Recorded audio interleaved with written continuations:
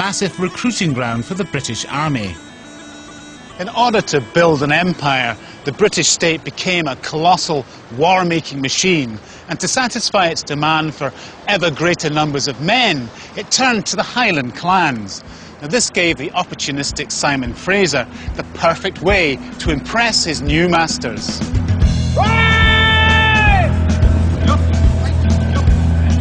Historian Andrew McKillop is taking me to Cameron Barracks in Inverness.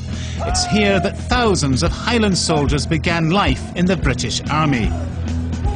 Just 11 years after their defeat at Culloden, the Frasers won a number of decisive victories that helped expand Britain's empire. Following their example, other former Jacobite clans were quick to join up. Military service would dramatically transform the fortunes of both the chiefs and their clansmen. Andrew, the Battle of Culloden wasn't the end of the great Highland military tradition, was it? Far from it. If anything, all that happens is that the state takes over the management of it. The British state has an awful lot of manpower needs. It's fighting major wars in Europe, and of course it's got its empire to look after. Under those circumstances, the need for manpower is so acute that effectively the government turns to ex-Jacobite leaders like the young Lovett and offer them commissions to raise regiments for manpower, almost primarily for service in North America. And when that happens, the experiment works very effectively. Lovett is able to raise well over 500 men in a matter of 3-4 days, and that's pretty unprecedented.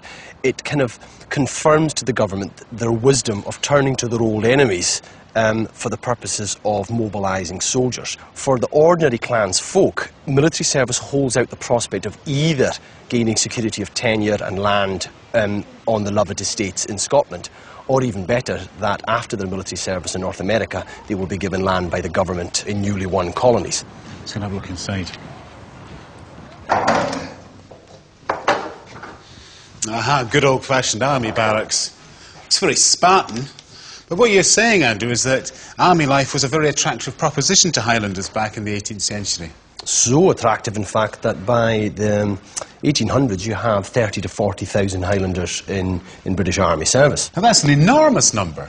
When you think of the fact that the Highlands only has around 300,000 people in it, you're looking at an extraordinary amount of manpower. The fact is the army's taking over a lot of the roles which were normally associated or had been associated with clanship and the chiefs. But I think at a cultural level, it also enables a society where fighting had always been culturally important for young men. It provides an outlet for that. And also it's changing loyalties. You're seeing a shift away from a very kind of regional sense of loyalty to chiefs and to clans, to a wider sense of allegiance to the state. The state becomes, in a sense, the new chieftain. So how did this affect Simon Fraser's fortunes? Well, he has an extraordinary successful career. I mean, by 1746-47 he's an attainted rebel. By the time he dies in 1782, he's a major general of the British Army. I mean, you can't get any more establishment than that. He lives in Downing Street in London. I mean, again, there's another irony. And he's a personal friend of the British Prime Minister. I mean, military service has effectively made him an integral part of the British establishment. So he's kind of arrived, really? Very much so. In 1774, General Simon Fraser had risen to such prominence that he was able to secure his ultimate objective, the return of his ancestral lands. Not bad going for a man who spent a year imprisoned in Edinburgh Castle as a Jacobite rebel after the Battle of Culloden. Simon's road to recovery was built on naked ambition and ruthless self-interest, but would never have been possible without the unique fighting qualities of Clann Frisealach. General Simon Fraser of Lovett began a new military tradition. Successive clan chiefs would raise regiments to fight for king and country, recruiting men from their Highland estates to serve the British Empire. This impressive war memorial in Beaulieu isn't just to the fallen, men who lost their lives in the Boer War in South Africa between 1900 and 1902. It also commemorates the raising of a unique Highland regiment, the Lovett Scouts, and the inscription tells the whole story. Erected by the Lovett tenantry to commemorate the raising of the Lovat Scouts for service in South Africa by Simon Joseph 16th Lord Lovat. He's a direct descendant of Simon the Fox and Simon the General. Now that's a celebration of a clan chief, a Fraser clan chief, raising a regiment in the 20th century. Fort George was built following the Battle of Culloden as a reminder of the government's determination to enforce its rule over the Highlands. Ironically, it's now home to a museum dedicated to the Highland soldiers whose ancestors once fought against the state. I want to ask military historian Diana Henderson how the skills of the men who lived and worked on Highland estates were used to create a modern British army. What do you think the Fraser clan chief's thinking was in recruiting the Lovat Scouts? Well, I mean, in South Africa, they were fighting a guerrilla war. And if you wanted to fight a guerrilla war, you had to fight it with guerrilla tactics. And in order to recruit men, they needed specialists. They needed people who were good at reading ground, people who were good at shooting, people who were good at observation. And here, Paul, you've got the Lovat Scouts exhibition here in Fort George. And you can see the transition between the old colourful uniforms and suddenly they're into khaki, they're into disguising themselves, they're into guerrilla tactics. These were men who were used to stalking deer and being patient in salmon fishing and all the things that make up Highland estate.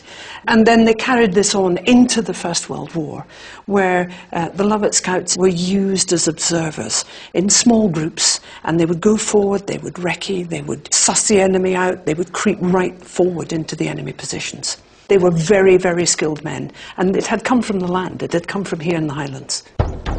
At the start of the 20th century, the Fraser's clan chief had seen that the unique qualities of the Highland soldier could play a vital role in a new age of warfare. The success of the Lovat Scouts in the Boer War and the First World War led to the incorporation of their unique fighting skills into the British Army's elite forces. And by the Second World War, Lord Lovat, the 25th Clann Frisealach chief, was playing a key role in training Britain's commandos. The Highlands suddenly became a very important area for training volunteers. We had 250,000 acres to train over, and we were given as much ammunition as high explosive as was needed for blowing things up and shooting at each other, and we really conducted a war all our own. And the ones who couldn't make it were given the sack and sent back to their regiments. The elite forces who were trained by this renowned Fraser clan chief are still remembered in the Highlands today. In the 12th century, Lord Lovat's great ancestor arrived from Normandy to settle in Scotland and gave rise to a great Highland clan. Throughout their long history, the Frasers have won and lost on the battlefield, but their name has become a byword for both honour and courage. On the 6th of June 1944, the Frasers' extraordinary military campaign came full circle when Lord Lovat landed on Sword Beach during the invasion of Normandy at the head of his commando brigade. Lord Lovat had come back to where Clann Fraser had started. The descendant of a Norman knight who'd fought with the kings of Scotland and of Simon the Fox, who'd been executed for treason, was now helping to liberate Normandy. And at his side, his piper played the Lovats' March to War.